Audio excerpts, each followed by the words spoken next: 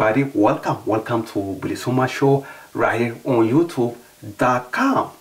Do you remember last year, 2013? Yes, on this show, I talked to you about the Ethiopian satellite television broadcasting in Afaan Oromo. Well, I did some research at our website. I don't think it's happening. No. If you are wondering, if you still are waiting for the ESAT to broadcast in Afaan Oromo, it's not happening. So if you want to know why ESAT is not broadcasting in Afaan Oromo or Tigray, if you want to ask ESAT Management, give you the link for the ESAT website.